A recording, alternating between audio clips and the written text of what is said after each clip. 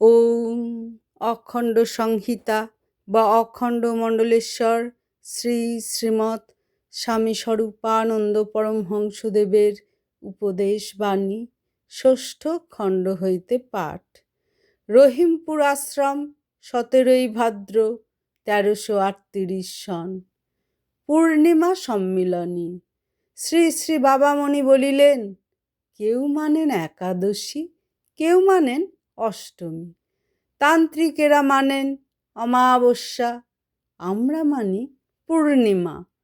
অবশ্য সব তিথিতেই জগতের বড় বড় লোক জন্মেছেন, সুতরাং কোনো মহাপুরুষের জন্মতিথি বলেই পূর্ণিমাকে মানতে বলছি তা নয়।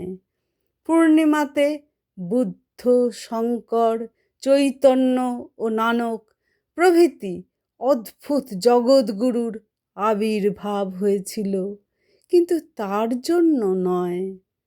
পূর্ণিমার অপরূপ জ্যোৎস্নায় চিত্তের রুদ্ধতা অপসারিত হয়, প্রাণ প্রেমময় হয়, সকল বিশ্ববাসীকে নিয়ে একসাথে বিশ্ব নিয়ন্তাকে দর্শনের জন্য ব্যাকুলতা হয়।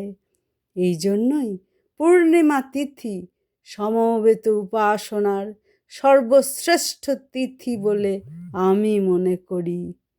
পূর্ণিমায় লক্ষ্মী মানে সৌভাগ্য, অর্থাৎ অন্তরের প্রফুল্লতা যেন 16 কলায় বিকশিত হয়, তাই পূর্ণিমা তিথি সমাদরণীয়।